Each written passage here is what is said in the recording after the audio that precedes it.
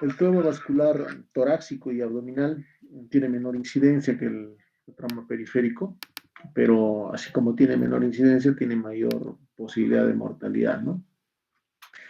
Y por todos los fenómenos sociales que ustedes conocen, la delincuencia, conflictos,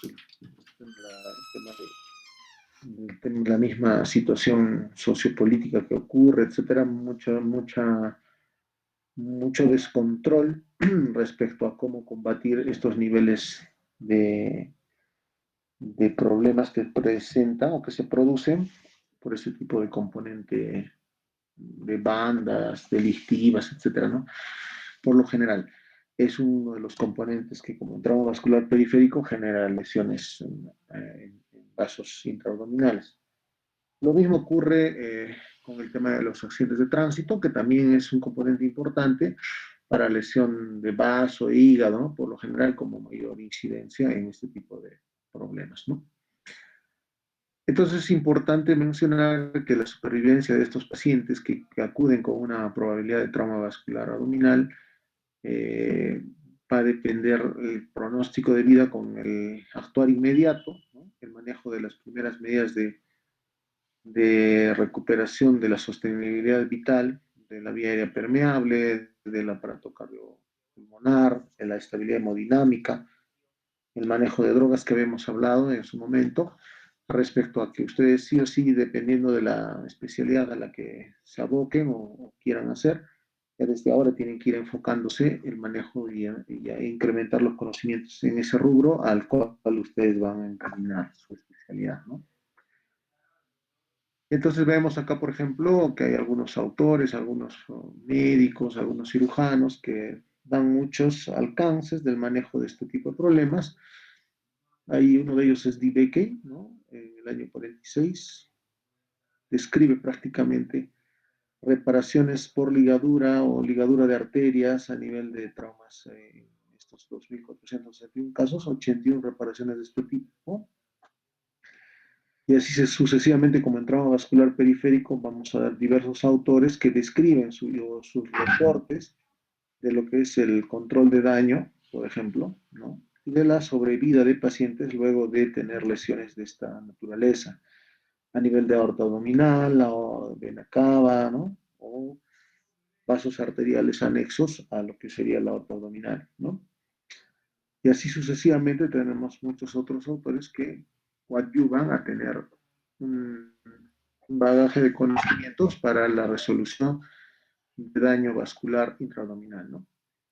Entonces, igual vemos ahí que en algunas otras series de casos, armas blancas 48%, fuego 16%, en ciudades que en realidad aparentemente no son tan conflictivas, pero sin embargo generan este tipo de componentes de lesión de vasos intraabdominales, ¿no?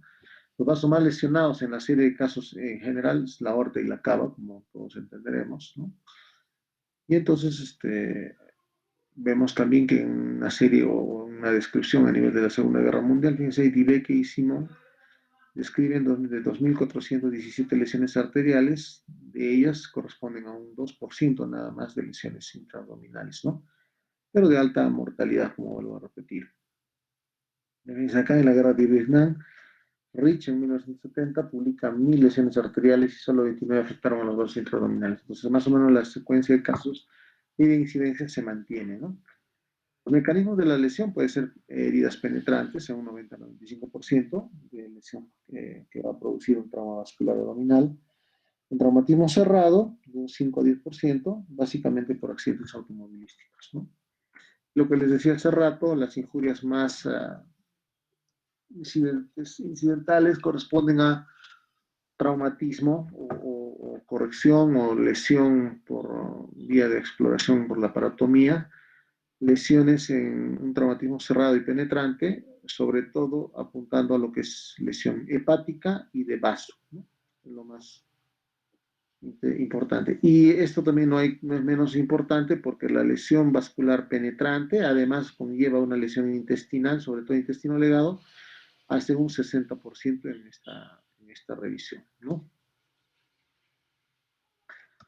Muy bien, entonces las formas de presentación es importante saber de que uno va a tener una sospecha del trauma vascular abdominal cuando hay un hematoma, ¿no? Un hematoma contenido habitualmente con estabilidad hemodinámica y en pocos casos son inestabilidad hemodinámica, ¿no? Habrá sangrado también en la cavidad libre habrá un hemoperitoneo y acá sí puede haber inestabilidad hemodinámica. Entonces un hematoma contenido no genera mucha inestabilidad, cuando abras el hematoma y en cambio un sangrado así profuso hacia la cavidad intraabdominal o retroperitoneal cuando se ha abierto la lesión, sí conlleva inestabilidad hemodinámica, ¿no?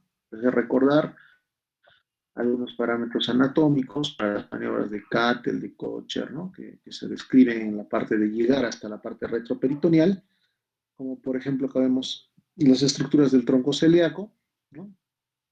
Que comprende la arteria esplénica, gástrica y hepática, los pómulos del hígado, el ligamento redondo, el ligamento hepatoduodenal, importante al momento de hacer o descolgar estos segmentos para llegar a las zonas de afectación arterial o venosa.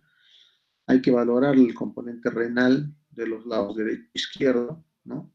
También hay que ver el espacio epiploico menor, que es otro de los espacios donde podemos ingresar para llegar a la parte retroperitoneal, ¿no? ¿No? Igual por encima del colon transverso también.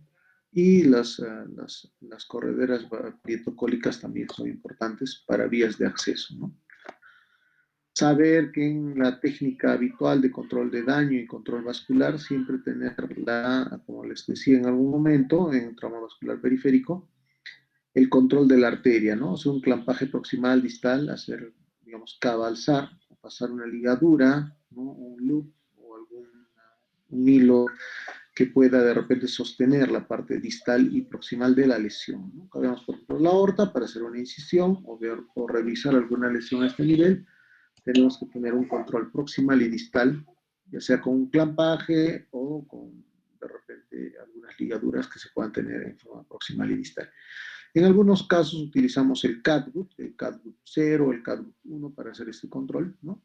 Y esa especie de ligas que se llaman loops, ¿no? Vienen de colores para tanto la parte arterial, venosa que se pueden hacer, como básicamente un control proximal y distal. Luego del control proximal y distal, se logra hacer la reparación, interposición de injertos o sutura con parches, dependiendo del caso.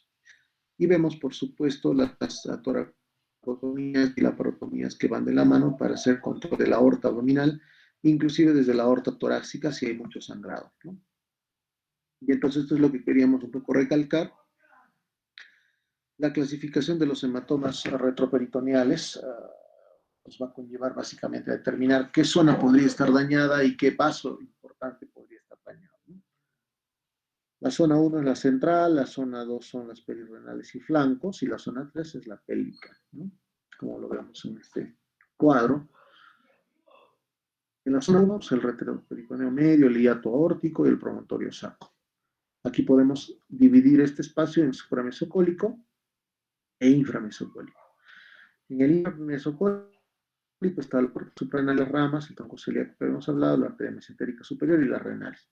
La vena cava inferior, la supramesocólica y ramas principales, y la vena mesentérica superior también, ¿no? Que luego va a ser el correlando con la mesentérica inferior. Es importante recordarlo. La inframesocólica, ¿no? Con la aorta infrarrenal y la vena cava inferior.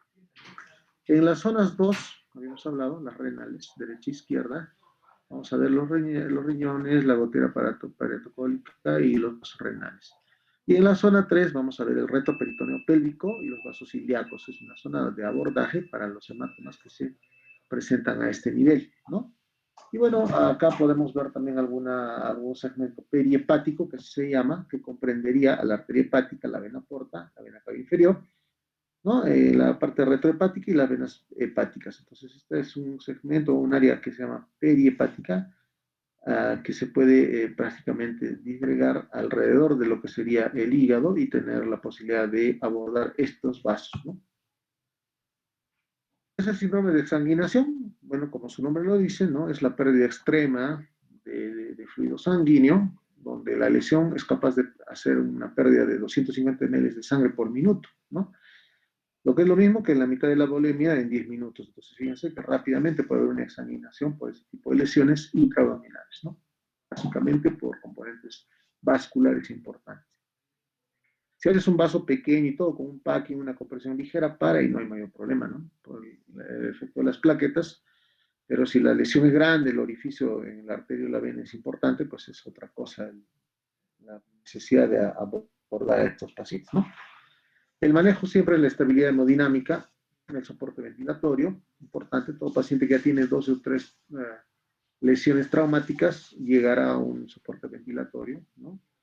El manejo de cristaloides y coloides, como les he dicho, es importante, manejar la PVC, los catéteres venosos centrales, los periféricos, el poder colocar también, si estamos en una zona de trauma shock o emergencia, sí poder colocar líneas arteriales para control. Se hace el pinzamiento aórtico, como les decía, en la zona torácica para evitar un sangrado mayor abdominal y tenemos algunos minutos para aperturar la parte abdominal y llegar hasta la parte retroperitoneal y también corregir o poder suturar un daño que se haya presentado, ¿no? Entonces acá básicamente es considerar los principios de la cirugía vascular que habíamos hablado hace rato, control proximal distal, reparaciones, uso de suturas no resolvibles, etcétera, ¿no? Entonces, luego de eso, procurar la ligadura o la reparación, dependiendo del caso. Aquí, por ejemplo, vamos a ver un algoritmo de pacientes con injurias penetrantes, ¿no? Del abdomen que sean solas, con hipotensión o peritonitis. Entonces, si hay pacientes con ese tipo de injurias, podemos revisar la zona 1, la 2, la 3, la área portal y la área retrohepática. Cuando revisamos la zona 1, ahí vemos en la parte supramesopólica, podemos realizar una rotación de las vísceras medialmente, podemos dividir el pilar izquierdo en el arco aórtico, obtener control proximal y distal de la aorta torácica, ¿no? Y luego la descendente y luego la parte diafragmática. En la inframesocólica hacemos o logramos obtener la exposición o exponemos la base del mesocolon, obtenemos el control proximal de la aorta abdominal e infrarrenal para ese control, a ese nivel, ¿no? En las zonas 2 que habíamos hablado, las renales, exponemos los vasos renales laterales en la base de los mesocolones transversos y obtenemos el control proximal de los vasos renales. Entonces, eso son vías de abordaje hacia las zonas de probable lesión, ¿no? En la zona 3 exponemos la bifurcación de la aorta. Acuérdense que es la zona pélvica donde nos permite ver la zona de bifurcación de la aorta, la vena cava, al final las ilíacas, arterias, venas ilíacas, ¿no? Eso es también importante como zona 3.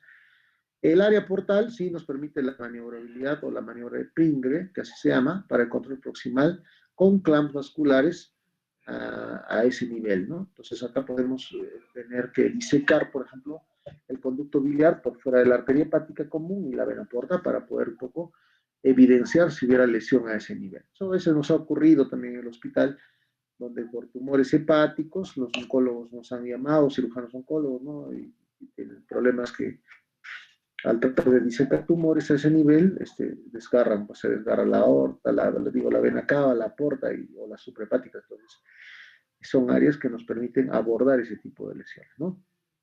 En el área retrohepática, tener muy en consideración siempre es importante. Si no, el hematoma es pulsátil, no ha habido exsanguinación, es recomendable no abrir los hematomas, a menos que estos estén rotos totalmente, hay una pulsatilidad o tenga una expansión rápida, ¿no? Si en el área retrohepática no tiene mayor componente de sangrado, flujo, hematoma excesivo, tenemos que dejar, no abrimos el hematoma, ¿no? En la parte retrohepática. Es recomendable en la parte retrohepática y en algunos casos en la pélvica, como vamos a ver, ¿no? En pacientes con injurias romas, ¿no? Ya no son injurias penetrantes, punzocortantes, sino las romas del abdomen con hipotensión peritonitis, igual en la zona 1, en la cipromesocólica, ¿no? Procedemos como en la anterior, en la inframesotólica también, en la zona 2, cuando las lesiones no son puntiagudas, penetrantes, no abrimos los hematomas, de preferencia, ¿no? Entonces, si los riñones son normales y en tomografía no hay mayor problema o en las arteriografías no se ve lesión en la vena y en la arteria, simplemente no se tocan esos hematomas. Cuando se trata de una injuria roma, en una injuria penetrante ya hemos visto que sí o sí hay que abrirla, ¿no? En la zona 3, en la parte pélvica, si es una injuria no penetrante, ¿no es cierto? Una injuria roma, no hay que abrir el hematoma, salvo que haya alguna lesión o una evidencia a nivel angiográfico de una lesión pélvica, ¿no? O a nivel de las arterias ilíacas o venas ilíacas. En ese caso abrimos. Si no, no es necesario abrir. Dejamos que el hematoma se contenga Pues básicamente serían dos diferencias, ¿no? Importantes.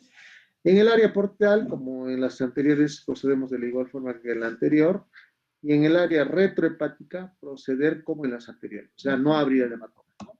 Importante.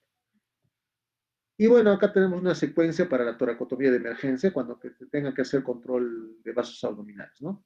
Entonces tiene que haber un cirujano capacitado en esto, manejo de trauma, emergencia o vascular, un cirujano emergencista que también existe. En algunos otros países también existen algunas especialidades de cirugía de emergenciológica, ¿no? Entonces es posible que se pueda también tener ese tipo de manejo, ¿no? Entonces, evaluación inicial, siempre importante, reanimación, intubación orotraqueal, canalización en el acceso venoso, los catéteres venosos, infusiones rápidas de fluidos, coloides, cristaloides, sangre, ¿no? Posición en decúbito supino con la elevación del brazo izquierdo, cuando hacemos la toracotomía, incisión anterolateral, izquierda o en el quinto espacio intercostal, desde la unión esternocostal hasta el músculo dorsal ancho. Sección de los músculos intercostales, importante para cuando vamos a llegar a la parte torácica, a clampar la aorta. Después hacemos la sección de los músculos intercostales, apertura de la pleura, utilizamos el separador de fino quieto, realización de masaje cardíaco abierto si es necesario, elevación medial del pulmón y clampaje de la arteria aorta. Localización y disección de la aorta descendente. Efectivamente, hacemos, si hay un sangrado excesivo abdominal, se nos está yendo el paciente por hipovolemia, clampamos rápidamente la aorta torácica, abordamos hasta la vía abdominal y luego vemos el control de daño en la parte abdominal, ¿no? Localización y disección de la aorta descendente hasta la parte abdominal, pinzamiento aórtico con las pinzas Crawford o de Beckey, y luego hacemos la reparación o de repente algún uso de injertos en el caso que sea necesario, ¿no? Y bueno, a veces el traslado inmediato a quirófano tras la reanimación también es importante cuando se necesita hacer una cirugía más extensa, ¿no? Esa es la serie de casos básicamente de supervivencia, lesiones neurológicas, pero en realidad son varios estudios también que hablan de lo que se debe hacer en este tipo de manejo rápido, ¿no? Efectos positivos del pinzamiento aórtico, acá lo vamos a describir. Cuando uno pinza la aorta, primero vas a evitar la exsanguinación, ¿no? Va a haber una redistribución de flujo. Habrá una reducción de las pérdidas sanguíneas infradiafragmáticas, por supuesto, cuando clampamos la aorta torácica, hay una evidente lesión traumática abdominal, vamos a ayudar a que haya una reducción de pérdidas sanguíneas infradiafragmáticas, obviamente. ¿Habrá aumento del trabajo ventricular izquierdo? Sí, por consiguiente se recupera la poscarga y de alguna manera ayuda a lo que es el latido cardíaco y coronario, ¿no? Eso es importante. El incremento de la contractilidad cardíaca miocárdica como consecuencia de este pensamiento mejorará, ¿no? En cambio, si esperamos mucho tiempo y estamos con la pinza a nivel de la aorta torácica, también generará efectos negativos si es que esto continúa siendo así. Habrá disminución de la perfusión de las vísceras abdominales, los riñones y la médula espinal, con la posterior probable lesión también espinal, ¿no? Se reduce el aporte sanguíneo hasta un 10% de lo normal, entonces eso puede generar ese tipo de lesiones. Inducción del metabolismo anaeróbico, efectivamente, habrá una exposición de los radicales libres, ¿no? Habrá un problema de básicamente hipoxia y acidosis metabólica, acidosis láctica, que puede generar a la larga, por supuesto, mayor lesión isquémica a nivel renal, a nivel de la parte del medio interno, entonces eso también hay que valorarlo, la cantidad del tiempo de pinzamiento, ¿no? Es también importante el incremento en la poscarga como efecto de digamos, de la compresión a ese nivel, porque mejorará el tema ventricular, ¿no? Eso es importante. Pero lo más peligroso es ahí la acidosis y también el síndrome de reperfusión, que a la larga puede traer mayor lesión isquémica también, ¿no? Entonces hay que tener muy en cuenta eso.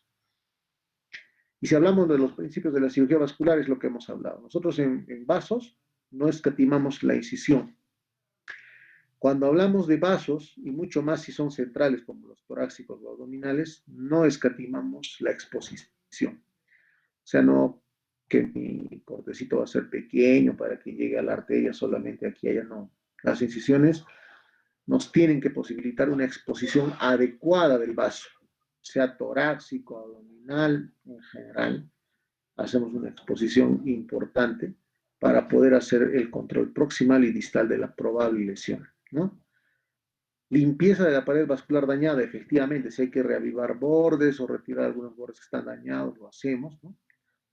También habrá que hacer el tratamiento preventivo de la embolización por coágulos, por eso se utiliza enoxaparina de bajo peso molecular, es una heparina de bajo peso molecular, a dosis kilopeso, ¿no? Por vía subcutánea o vía endovenosa también en ese momento, ¿no? Un cc por lo general se utiliza o 5.000 unidades internacionales y para evitar que no haya este problema de la embolización. Irrigación con suelo salino heparinizado, también por las vías, las jeringas, los catéteres que vamos a utilizar, lo hacemos de esa manera. El uso juicioso de los catéteres de Fogarty también, porque el catéter Fogarty lo que va a hacer es retirar coágulos cuando lo amerite. Las suturas vasculares serán con monofilamento, que es el polipropilene, el prolene 6 ceros, 4 ceros, 3 ceros, 2 ceros, ¿no? 5 ceros, dependiendo, ¿no?, del calibre del vaso que vamos a reparar. Entonces, algo también importante, que cuando hacemos la sutura vascular tenemos que evitar las estenosis para evitar flujos que alteren a la larga el componente endotelial, ¿no? La colocación de injertos autógenos y protésicos también es importante. Y la realización de arteriografías cuando sea posible, lo hacemos, ¿no? Entonces, las etapas del control de daño, vamos a ver que va desde una etapa 1 hasta una etapa 3, tratándose, digamos, de casos de severidad. En control de daño, porque es como su nombre lo dice, solo control de daño, ¿no?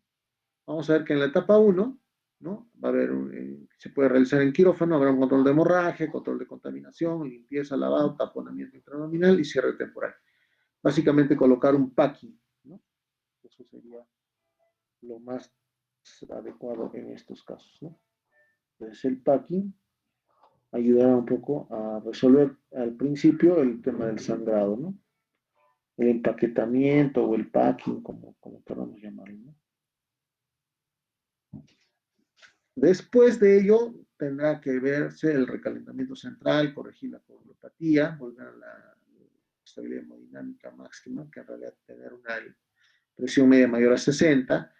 El apoyo ventilatorio será importante, identificar las lesiones. Y en una etapa 3 del control de daño, que también se realiza en quirófano luego de los cuidados intensivos, se retirarán los packing o los taponamientos y se harán las reparaciones definitivas, ¿no? Es una posibilidad cuando hay mucho sangrado, ¿no? Las complicaciones que podamos tener en este caso es el síndrome compartimental, como el trauma vascular periférico, también habrá un edema de vísceras, ¿no?, abdominales, y a veces se tiene que inclusive dejar abierto el peritoneo, el abdomen, mientras baja esa presión intraabdominal o síndrome compartimental, ¿no? Podemos tener problemas de trombosis, de dehiscencia de suturas e infecciones. Esto es bien delicado. Una dehiscencia de sutura o una infección a nivel intraabdominal, en vasos intraabdominales, tiene alta mortalidad. Eso es bien delicado, ¿no? Entonces hay que evitar hacer un buen lavado luego de las suturas y también hacer un adecuado manejo de antibiótico-terapia, ¿no? Pueden presentarse síndromes hipovolémicos sistémicos, ¿no?, o hipervolémicos intestinales también. Eso se manejará a nivel ya de la vía de nutrición parenteral. Las fístulas ortoentéricas también pueden ser frecuentes en algunos casos, por eso la parte nutricional es importante. La tríada de la muerte, sobre lo que vamos a conversar, también puede llevar a un problema de mortalidad mayor. Y los síndromes de isquemia de reperfusión, lo que habíamos hablado, después de desclampar la aorta a nivel torácico, podemos tener lesiones isquémicas perirrenales, renales, intrarrenales, intracapsulares, mesentéricas. Entonces, todo es parte de una probabilidad de daño, ¿no? Y la triada mortal a la que nos referimos es justamente a la acidosis, a la hipotermia y a la coagulopatía que genera muerte. Entonces, esto es la triada mortal en este tipo de componentes lesionados. Muy bien, la mortalidad, fíjense acá, otra secuencia, vemos que la que da mayor mortalidad en estos casos, lesiones combinadas de aorta suprarrenal y vena cava inferior. Luego le sigue la arteria mesentérica superior, entre un 40-80%. Luego está la aorta suprarrenal en un 60%, la aorta abdominal infrarrenal 50%, ¿no?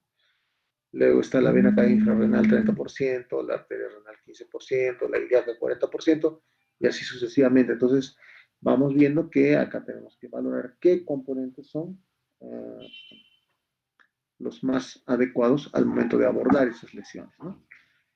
Vemos anatómicamente, acá está la parte retroperitoneal, aquí está la columna vertebral, a un lado discurre la aorta abdominal, tronco celíaco está a este nivel más o menos, los ligamentos que habíamos hablado, tronco celíaco, los músculos psoas que están a este nivel, entonces valorar el componente neurovegetativo también a este nivel, y por supuesto la distribución anatómica quirúrgica. Acuérdense que la aorta se diseca de tal manera que se evita las lesiones de los vasos que van hacia la parte de adelante y a los lados, ¿no? Y en la parte posterior, que estamos hablando de las lumbares, ¿no? Por ejemplo. Entonces, ¿qué grandes vasos abdominales pueden ser comprometidos? Como hemos visto, la aorta abdominal, el tronco celíaco y sus tres ramas, la hepática, la esplénica y la gástrica izquierda, la arteria mesentérica superior, la arteria mesentérica inferior, las arterias renales, las ilíacas, la vena cava inferior, las venas renales, la vena porta, las venas ilíacas, venas renales principales, que acompañan también a los troncos arteriales que pueden tener otro tipo de lesiones mayores, ¿no?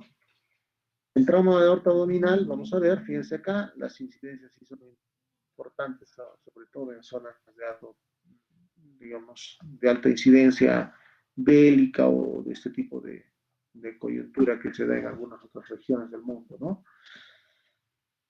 Entonces, es importante. Entonces, en la clínica, ¿qué cosa es lo que tenemos que valorar en un trauma vascular abdominal? El shock hipovolémico es uno de los datos más importantes. El pulso si es filiforme distalmente, la taquicardia, si hay taquicardia, si hay hipotensión, hipotermia, palidez marcada a nivel periférico, también central. Hay que ver palidez cutánea mucosa acentuadas, sudoración intensa, agitación psicomotriz y pérdida de conciencia, peritonismo. Todo esto nos va a hacer sospechar de un trauma vascular abdominal, ¿no? Siguen siendo de orden de prioridad los exámenes complementarios de ayuda al diagnóstico, los ultrasonográficos, ¿no? Las ecografías abdominales, las tomografías, las arteriografías. El tratamiento quirúrgico, tenemos vías de abordaje por esternotomía, tenemos vías de abordaje por toracotomía, ¿no? Hay que hacer después de esto la compresión aortometálica, sobre todo con las pinzas, ¿no? Las incisiones sifopubianas se pueden hacer del apéndice sifoides hasta el pubis, ¿no? Se puede hacer una toracoláparo también, ¿no? En algunos casos se hacen ese tipo de controles. Para lo que es el tórax, habíamos visto incisiones grandes como la del clanch y el clanch, que son otro tipo de incisiones, ¿no? En cambio, las de lo que son lesiones abdominales, básicamente es toracotomía, laparotomía, sifopúbica, etcétera, ¿no? Acá, por ejemplo, podemos describir también la forma de movilizar los intestinos, por ejemplo, el colon, como la maniobra de Cattell, que es una de las maniobras más importantes. Aquí vamos a disponer del colon derecho, el hilo terminal del ligamento hepatocólico a la derecha, ¿no? Y permite exponer la arteria renal derecha, esa maniobra de Cattell. La maniobra de Kosher, ya también incidimos en el ligamento lateral del colon izquierdo y el ligamento esplénico cólico, ¿no? Y el vaso, vemos la cola del páncreas y el estómago a la derecha. Entonces, esta maniobra de Kocher nos permite explorar la aorta abdominal, el tronco celíaco con sus segmentos aortas suprainfrarrenales, ¿no? El riñón izquierdo con su pedículo, el uréter, la cara retroperitoneal del colon izquierdo y la arteria ilíaca izquierda. Es importante estas maniobras, la de Cattell y la de Kocher, ¿no? Entonces es importante. Algunos datos del tronco celíaco, ¿no?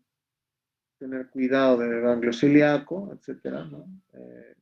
Básicamente para tomar en cuenta.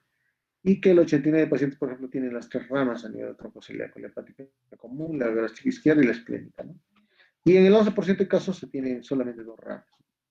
Entonces, la arteria esplénica es de mayor calibre que la gástrica izquierda, entonces también es importante tomarlo en cuenta para reconocer anatómicamente cuál es la gástrica izquierda, ¿no? Bueno, eso nos ayuda a visualizar básicamente el tema del tronco celíaco. Ahí hay que desplazar también el ligamento arqueado mediano para poder verificar cómo está, si ha habido lesión o no a nivel del tronco celíaco, ¿no? La mesentérica superior, acá tiene algunos datos, el origen, ¿no? A qué nivel del tronco celíaco y posterior del páncreas aparece. Se divide en algunas zonas, zona 1, zona 2, zona 3, zona 4, que está la pancreática, la duodenal inferior, y la cólica media, el tronco de arteria distal y la cólica media, las segmentarias yeyunales, etc. En conclusión, básicamente, abordaje de arteria mesentérica para llegar a diversa distribución arterial, ¿no? En la mesentérica inferior, ¿no? De igual manera, se encuentra a 3 o 4 centímetros antes de la bifurcación de la aorta, está abajo, ¿no? Mide de 1 a 3 centímetros, ahí vamos a ver la arteria cólica izquierda, igual las sigmoideas y la rectal superior. Los tres sistemas arteriales viscerales se conectan con el tronco celíaco y la mesentérica superior a través de la arteria pancreático-duodenal, superior e inferior, ¿no? Básicamente acá ya estamos hablando de lo que va a corresponder en su momento al arco de Riolando, ¿no? Para ver la mesentérica superior y la inferior, ¿no? Igual a nivel de esto, básicamente ya más un poco la parte que pueden recordar, ¿no? Las venas viscerales, aquellas que pueden tener mayor lesión, pero recordar acá importante el tronco celíaco, la mesentérica superior y la mesentérica inferior, ¿no? Eso es importante. Por lo demás, esto ya son datos un poquito más puntuales respecto a otro tipo de arterias lesionadas, ¿no? La conducta terapéutica para ello, la TLS, vía aérea y hemodinamia conservada. Si vamos a hacer una conducta quirúrgica, hay que hacer incisión mediana, ¿no?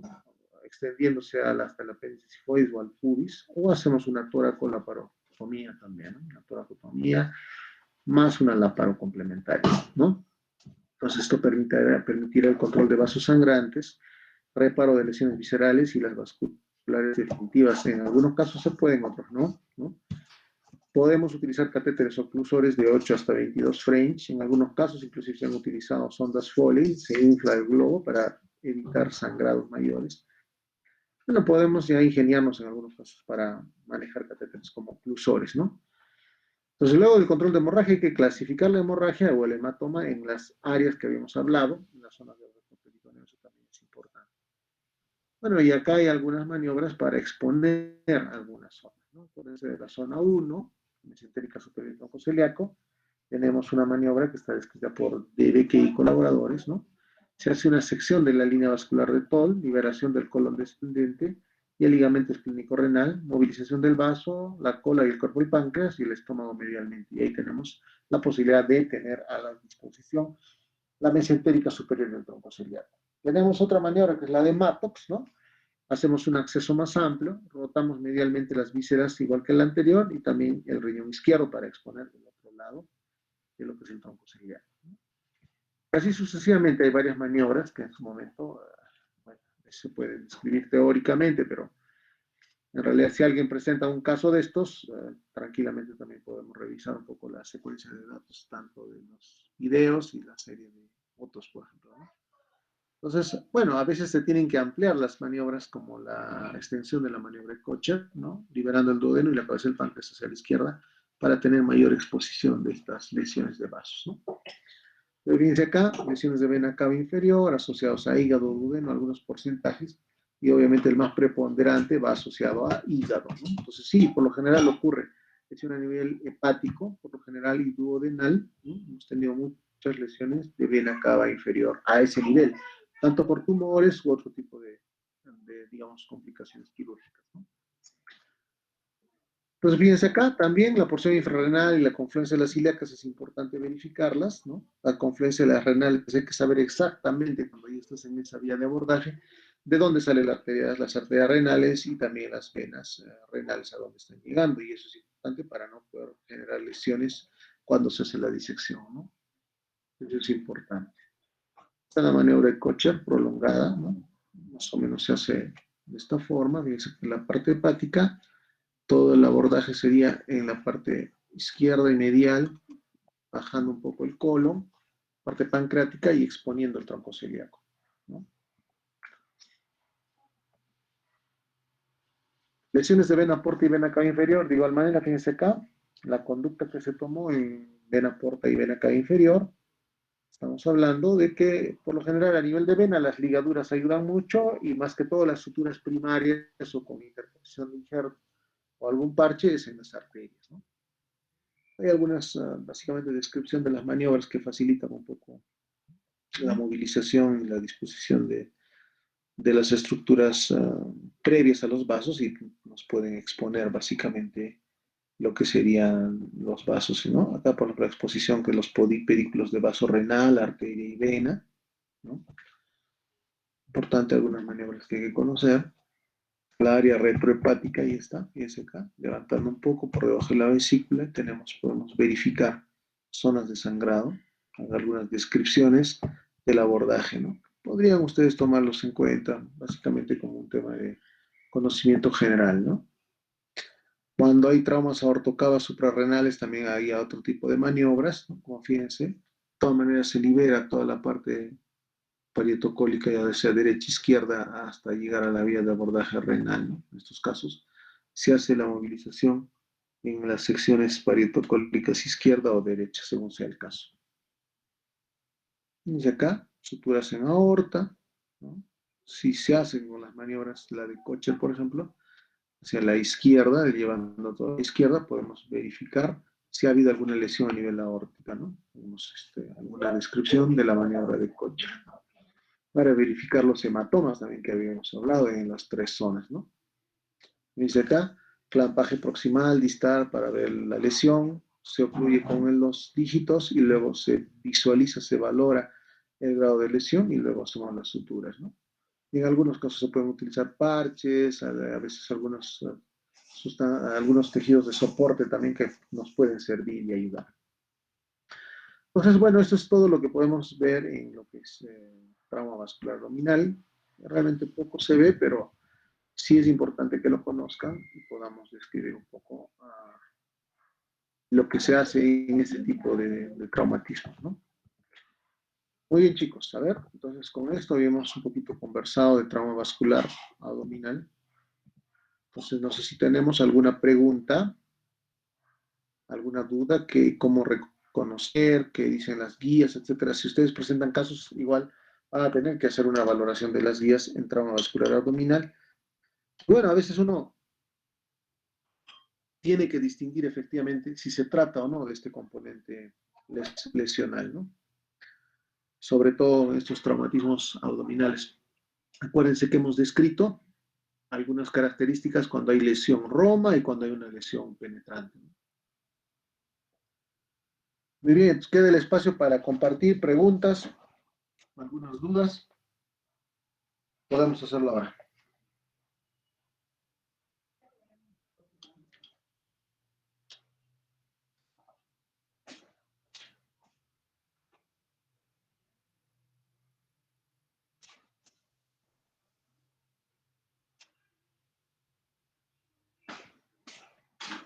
Eso quiere decir dos cosas, como siempre, ¿no? Que se ha entendido todo o que no se ha entendido nada, ¿no?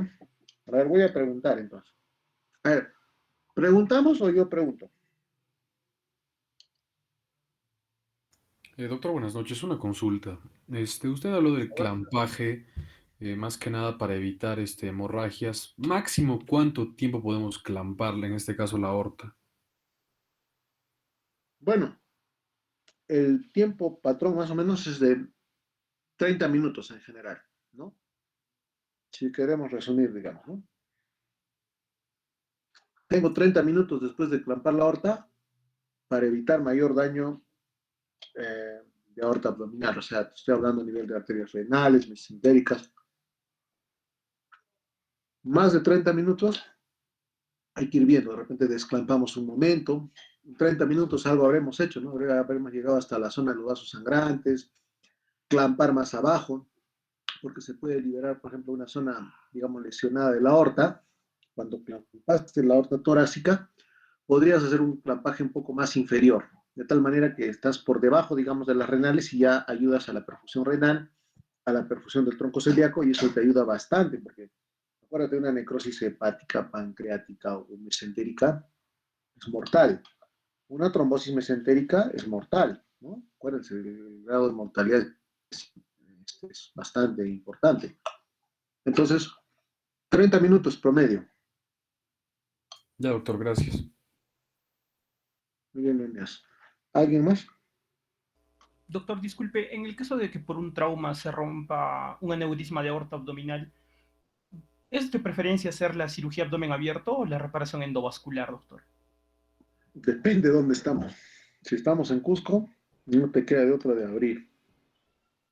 Clampar el tórax, aorta torácica, ver si tienes una prótesis, ¿no? preferible abrir en ese caso. Si tienes algo endovascular de repente, pero eso es bien complicado también en el país, pese a que tenemos en Lima la posibilidad, pero a veces es más difícil, ¿no? Te tiene que abrir. Gracias, doctor. Y seguir, digamos, la secuencia que hemos hablado, ¿no? La, la de la estructura del control vascular. Control proximal, control distal, incisión adecuada, liberar, hacer la disección para verificar exactamente dónde está el tamaño de la lesión, etcétera. La sutura, que tiene que ser una sutura no reabsorbible. Tenemos que también colocar heparina o debajo, heparina por lo general en ese momento para evitar coágulos, embolización, coágulos también es importante. Y luego de hacer las reparaciones, bueno, hacer la hemostasia correspondiente, ¿no? Y después de ello también valorar si va a necesitar o no enoxaparina los días siguientes. Entonces, en realidad es un trabajo que se tiene que hacer con un seguimiento pormenorizado las horas posteriores, ¿no? La cura, la limpieza, el lavado, el antibiótico, y hemos hablado en complicaciones. Si hay una infección, por ejemplo, una dehiscencia de sutura es mortal en estos pacientes, ¿no? Muy bien. ¿Alguien más?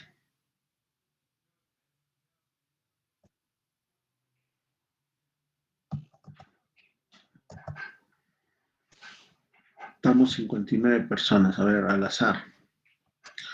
Obed Naum, está Obed Naum.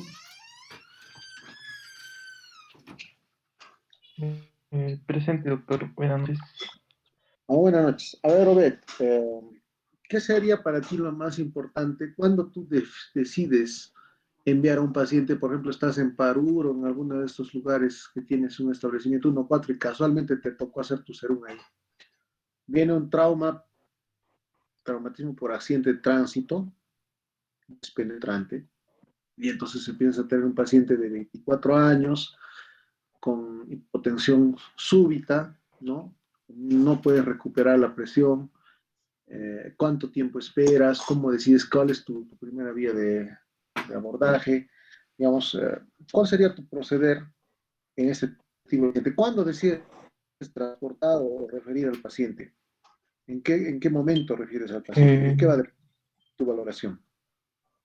mm, Doctor, primero trataría de estabilizar, digamos, la parte hemodinámica y según tengo entendido, doctor, está indicado poner doble vía y con eso, pues, hacerle una referencia, porque con una doble vía y hacerle la referencia sería, doctor.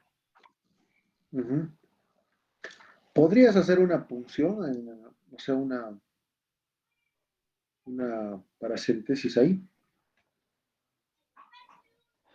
No, doctor, porque para la paracentesis, por ejemplo, se necesita primero hacer una ecografía para poder de repente determinar la zona exacta para evitar complicaciones. Yo lo que considero sería la doble vía y enviarlo de emergencia, doctor, una referencia para Cusco, tal vez a un hospital de mayor jerarquía. Uh-huh. Eh, si quisieras definir, por ejemplo, una necesidad quirúrgica, dices, no, este paciente requiere operación y hay que volar, ¿no? No podemos esperar un poco, no llega la ambulancia, no hay carro. ¿Qué te va a llamar la atención clínicamente del abdomen? ¿Cuándo aceleras tu proceder? ¿Qué característica te tendría que dar el abdomen? No le estoy entendiendo, doctor, esa partecita, no sé si me podría explicarlo bien. Tú médico, ya estás con el Entonces, paciente, con el trauma, entre comillas, abdominal, ¿no? Auscultas, ¿qué vas a escuchar? O sea, qué es lo que te va a llamar la atención? ¿Qué tipo de semiología te va a hacer preocupar más que, digamos, estar tranquilo? Por ejemplo, signo de rebote, ¿qué pasa con los ruidos? ¿Qué es lo que te llama más la atención para referir al paciente? clínicamente, si estamos pensando, porque acuérdate que cuando hay un hematoma retroperitoneal, casi no te da reacción peritoneal o te da reacción peritoneal. No, doctor. En un No, hematoma retroperitoneal tendrás necesariamente reacción peritoneal. no, doctor. No necesariamente. No necesariamente. Lo que más me llamaría la atención. Claro, efectivamente la reacción peritoneal. Entonces, Si realmente hay reacción peritoneal, no la tiene que sospechar. O es lesión de víscera hueca, ¿no es cierto? O podría ser también una exsanguinación del hematoma retroperitoneal. Entonces, frente a esa diferencia, ¿qué haces? ¿Solo auscultas? En algunos casos podría ser una parocentesis, ¿no? Y si hay sangre, bueno, es obviamente inmediato referir, no hay de otro, porque está sangrando de algún lado. Porque cuando es una lesión intestinal, a veces va a demorar más tiempo. En todo caso, acá lo que tienen ustedes que valorar es la reacción peritoneal. La reacción peritoneal es mandatoria. Y no va a ser pues como en el apéndice ni en la vesícula, va a ser difusa. Va a ser difusa y va a ser una reacción peritoneal importante. Y de la mano la hipotensión. Hipotensión que se está dando sostenidamente, ¿no? Porque mientras hay más sangrado, ya sea en la parte torácica o abdominal, por supuesto tu componente hemodinámico estará complicado, ¿no? Entonces, la reacción peritoneal es sumamente importante en este tipo de discriminación, ¿no? Y entonces eso nos hará ver si lo envías o no rápidamente al paciente. Pero en todos los casos, si sospechas, necesariamente tienes que referir al paciente en ese caso, ¿no? A ver, lamentablemente, pues en esos centros de salud no utilizan inotrópicos. ¿Qué inotrópicos ustedes conocen que pueden ayudar en ese momento cuando tienes una hipotensión sostenida? Si estarías en una clínica, digamos, tienes algunos medicamentos que puedes utilizar en ese momento. A ver, Paola del Carmen, Paola Ivette. Serio, doctor. Cuéntanos de la estabilidad hemodinámica, Paola. Vías Eh, periféricas solamente.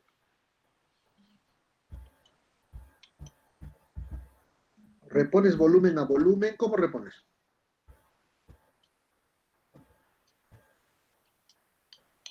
eh, no sé, doctor. Supongo que si el paciente está hemodinámicamente estable, le tengo que, digo, inestable. Aparte de las vías, tengo que dar inotrópicas como nos sugirió. Bueno, es importante, de todas maneras, valorar a veces el volumen que se ha perdido, Ah, calcular la pérdida sanguínea para que repongas la cantidad, ¿no? Así igual que en un cuadro de deshidratación, igual, ¿no? ¿Cuánto vomitó? ¿Cuántas cámaras diarreicas tuvo? Etcétera. Pues más o menos calculas y más eso vas reponiendo. Y según tu grado de respuesta, en todo caso, del fluido, de la fluidoterapia, vas mejorando, recuperando tu presión arterial media, de alguna manera podemos considerar, ¿no? Medio litro, o normalmente vamos empezando retos, ¿no? 300, 500, 1000. Cuando ya vas pasando a un suero y medio, ya vas pensando en coloides, ¿no? Ya no necesariamente en cristaloides. Ahí puedes utilizar lactato, hemacel, ¿no? Entonces, para que poquito, porque probablemente ahí no tenga sangre tampoco, ¿no? Pero y darte el tiempo necesario y cohibir las hemorragias hasta donde sea prudente si son lesiones a tu alcance. Pero si son lesiones intraabdominales, intratorácicas, un poco más complejo, ¿no? Sí, está bien, de acuerdo con las vías periféricas. Normalmente no se tienen pues catéteres venosos en ese momento, pero si estás en un lugar donde sí lo haya, inmediatamente la otra necesidad es colocar un catéter venoso central. Porque acuérdense también que los inotrópicos se trabajan por vía venosa central, ¿no? Para no generar lesiones periféricas mayores, ¿no? Eso es importante que lo recuerden. Muy bien. A ver, ¿había alguna otra pregunta más? Si no, estaríamos concluyendo, ¿no? A ver, Paola. En el caso de una complicación de síndrome compartimental, ¿y cuánto de sangre está en la cavidad debería haber para tener una, bueno, para que lo cause? Mm. Lo que pasa es que el síndrome compartimental abdominal lo vas a valorar básicamente por el grado de tensión, ¿no? No tanto por la cantidad, que por supuesto es directamente proporcional. A mayor cantidad de sangrado, mayor posibilidad de un síndrome compartimental. Ahora, básicamente esto se refiere también al tiempo de isquemia. Al tiempo de isquemia luego de un acto quirúrgico, por ejemplo, y luego cuando hay el síndrome de reperfusión hace que hayan radicales libres y haya edema, hay salida obviamente al extravascular de los fluidos y eso genera este problema del síndrome compartimental abdominal. Sobre todo se refiere a eso, ¿no? A una conducta postquirúrgica, ¿no? Postquirúrgica. Entonces, eso normalmente, por ejemplo, cuando tú tienes grandes horas de hacer una disección de aorta abdominal, o torácica, o haces una cura, digamos, de una trombosis mesentérica, porque como son bastante tiempo de isquemia, vamos a tener bastante edema, inclusive las vísceras no van a ingresar fácilmente al abdomen, va a ser inclusive difícil que logremos cerrar el peritoneo. En esos casos, inclusive, hay unos tipos de bolsas especiales que simplemente se van suturando alrededor de la piel del abdomen hasta que baje ese edema, ese síndrome compartimental. A veces a los 2, 3 días recién logran las vísceras ingresar por la baja de presión, ¿no? Y luego recién cerrar el peritoneo.